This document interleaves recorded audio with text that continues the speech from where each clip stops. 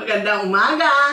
Ito ang nanay ng lahat, si Mama Lulu. Marami nang tumatawag sa akin ng nanay ngayon. Pinanganak niyo ba sila? Ay, sila indivisible. Define indivisible. Ibig sabihin, hindi, visible. That's clever. Yes, I'm clever. What are we cooking today, Mom? We are cooking my special beef caldereta. Yung una pa lang yung video natin, tapos tinanong natin sila, beef caldereta or kare-kare? Nanalo kare-kare, pero ang caldereta close second. Yes, nagawa na natin ang kare-kare. Kaya gagawin natin ang kaldereta ngayon. Okay ba yun? Ihanda na ang mga kanin. Kayo may kanin na. Ayun na, nakasalang na. Ako pa. Siyempre, kailangan ng tiyan palaging busog. Maliit ang tiyan ko ngayon. Gusto niyo na ba malaman ang aking mga ingredients? Ready na po kami, Ma'am. Yes, ang ating mga ingredients. Patatas. Reno liver spread. Tomato sauce. Malaki yan, pero kalahati lang ang gagamitin ko niyan. Wala akong maliit eh. Tomato paste. Impis na piece ang nilalagay ko, garbanzos. Sugar! My favorite! Nor chicken powder. Pepper. Pickles relish. Garlic! Meron sa inyo. Erase. Ano ba tawag dyan? Onions. Nakakalimutan ko ang sibuyas. Onions nga para sa English. Carrots. Of course, bell pepper. At syempre, wala tayong beef caldereta kung wala itong beef na pinaka-main ingredients. Ito, ang laman, beef chunks. Yung isa, beef short ribs. Yung mga mahilig magngat-ngat. Ito ang short ribs. Oh, may buto. Masarap yan. Lalabang ka, paminsan-minsan sa buto. Pero ito, laman. Para sa mga walang tiyagang kumain ng may buto. Nahugasan ko na siya kanina.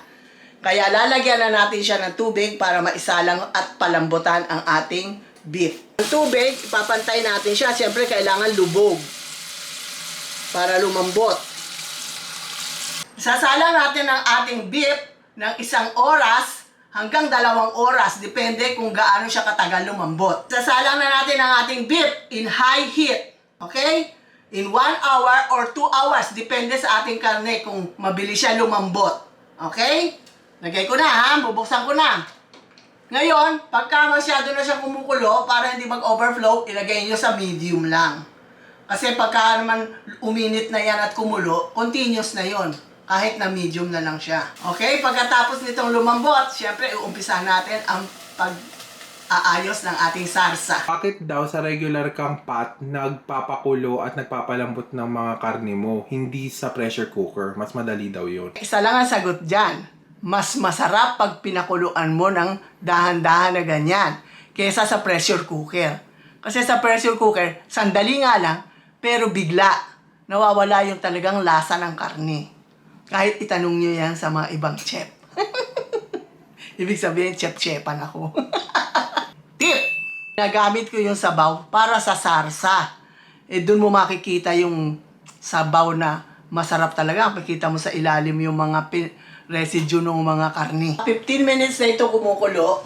So, tatanggalin natin yung mga bula-bula sa ibabaw.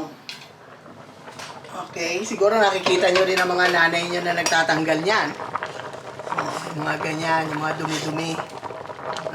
Isang mga dugo-dugo yan ng karne. Oo. Kaya minsan tinatanggal talaga yan. Ginagawa ko lang yan para yung broth clear.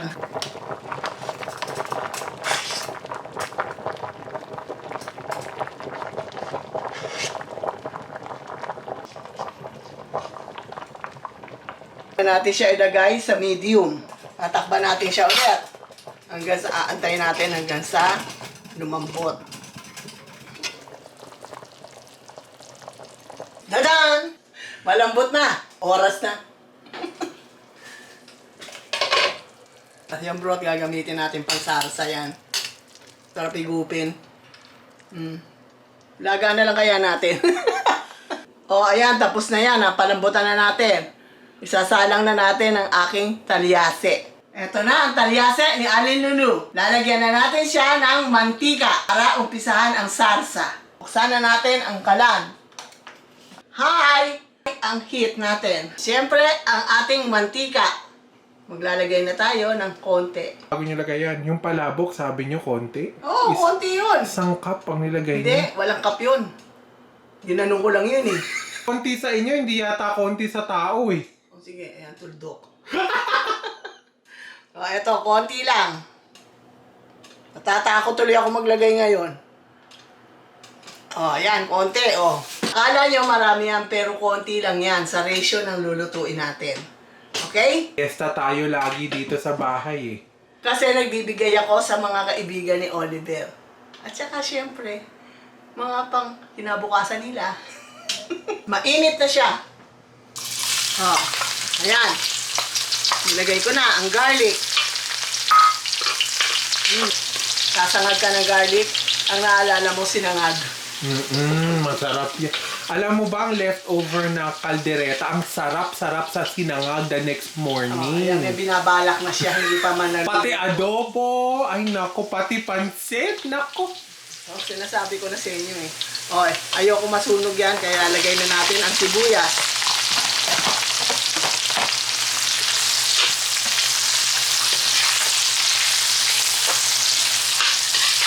Halo-halo lang pag may time. Kaldereta, mahirap lang yung meat, palalambutan mo. Pero pagkatapos niyan, sama-sama lang din lahat. Sinabi ko na nga sa inyo, mix-mix lang. Pinupod kasi ang mahirap lang talaga yung pagpalapalambot eh, no? Oo, pero pagkatapos nun, wala na. Sarsa na lang talaga. Oh, ilalagay na natin ang karne.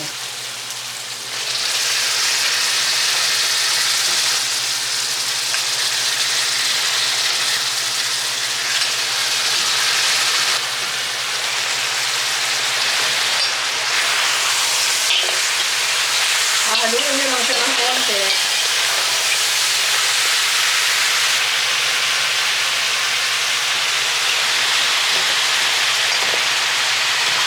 Okay, agimat.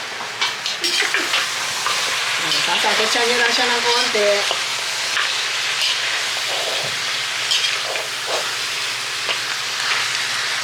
Paminta. Mga 2 teaspoon lang yan. Ngayon, kung gusto nyo maanghang yung kaldereta, syempre, dagdagan nyo. Ito, pickles relish. 2 tablespoon. Anong ginagawa ng pickles relish? Yan ang nagbibigay ng tamis din, ng konting asin. Tangines. Ano? Tangines. Tanginess. Halo, bago ko ubaching. Ayan. Ayan lang siya. Alam nyo na kung ano yan. Nor Chicken Powder! Yes, yun. Sponsor nyo naman po kami. 3 vlog na po kami nagbebeg. Sugar! Okay. Ayan ko na ng konting sabaw. Konti lang muna. Yung mga konti nyo! More than happy! Huwag mo nga akong kukontrahin. Eh, di rin naman ako nagsasabi, yung mga tao rin. Ang rami nyo maglagay. So, ang sinasabi nyo, konti, isang balde. Tingin lang nila yun. Kasi yung mga buhos ko eh, pabigla-bigla. Natin ang isang lata to. Pero hindi ko ilalagay lahat, ha? Kalahati lang siya. O, ayan. Kasi wala akong maliit eh. Tomato paste. Okay?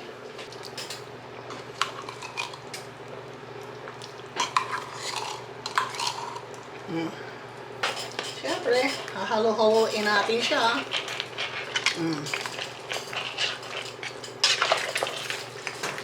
Liver spread. Liver spread. Yes, yo.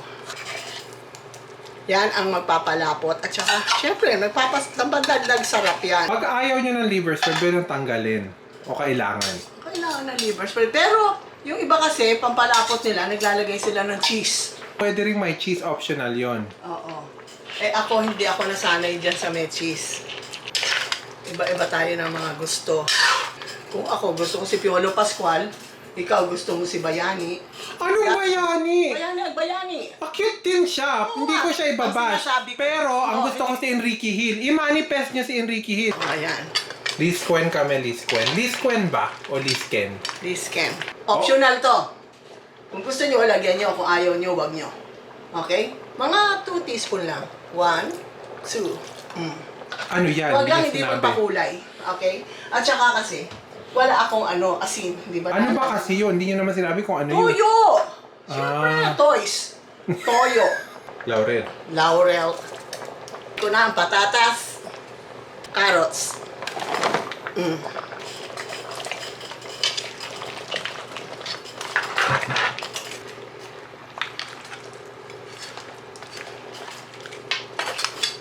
Garbanzos. Piece, garbanzos ang nilalagay ko. Kasi makikita nyo sa ibang gumagawa ng kaldereta, merong green peas. Yung Parang akin- menudo. Oo, ang akin garbanzo. Para lang maiba, tsaka ang garbanzo medyo ano yung crunchy-crunchy. Oh, No? then tsaka yung iba talaga gumagamit niyan. Oh, ito bell pepper, ha? Ang dami rin kasi paborito namin yan. It's good for your health. Health is wealth. Oh, tama yun. Huwag mo akong kokorikin dyan. Halo lang. Makikita nyo masyado siyang lumapot, di ba? Gusto ko siyang dagdagan ng konti pang sabaw. Konti lang yan, ha? Konti lang talaga yon. Ngayon, depende na sa inyo yan. Kung matabang para sa inyo, lagyan nyo ng asin. At saka kung gusto nyo medyo spicy, lagyan nyo ng sili. Oh. Tama lang ang sarsa niya. Hindi masyadong malapot. Hindi malabnaw. Pinipisan ko yung patatas natin para madali siyang lumambot. I-mix muna natin. Kaya muna natin siyang kumulo-kulo para maluto ang patatas, carrots, at bell pepper. Okay?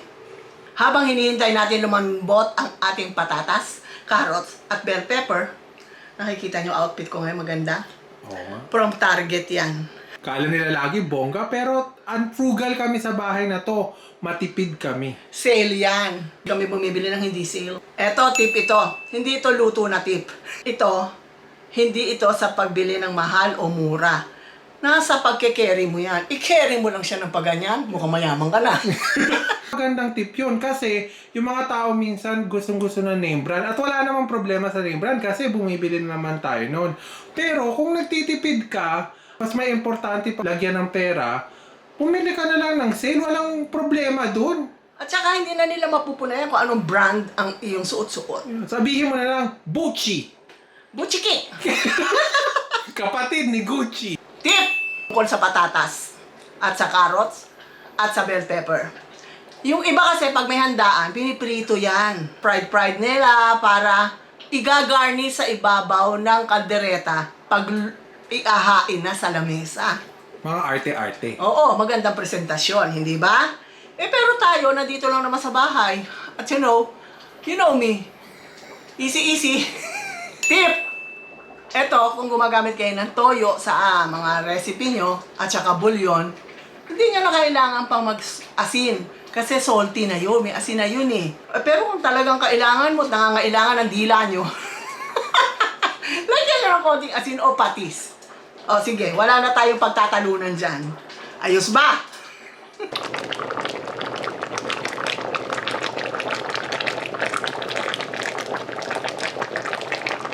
Haluin natin ulit. Kasi para maluto naman yung mga hindi pa nalulutong patati. Alam yung gusto nyo ma-estimate, 20 to 30 minutes, malambot na yan lahat. Pero kailangan check-checkin nyo pa rin. Dahil depende yan sa inyo kung anong klase ng hiwa ang ginawa nyo. Kasi pagka medyo makapal ang hiwa ng patatas, matagal lumambot. Tsaka syempre, take note, malapot ang sarsa natin. Hindi katulad ng pagkanilaga o sinigang, malabnaw. Madali siyang lumambot lahat ang mga vegetables. Ito malapot. Kaya kailangan medyo ihahalo-halo nyo siya para yung mga nasa ibabaw, papailalim naman. Okay?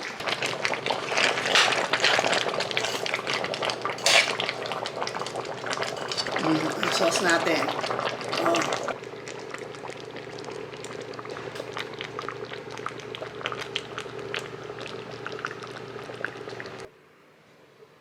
Diyan! Luto na! Siyempre, alam niyo na ang gagawin ko. para makita nyo kung masarap o hindi sa ekspresyon ng aking face.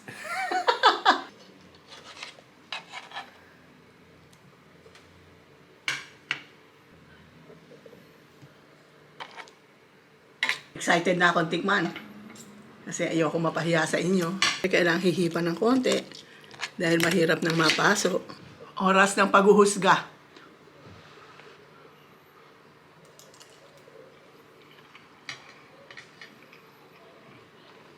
Wow, ulan. Ang sarap. Bell pepper naman.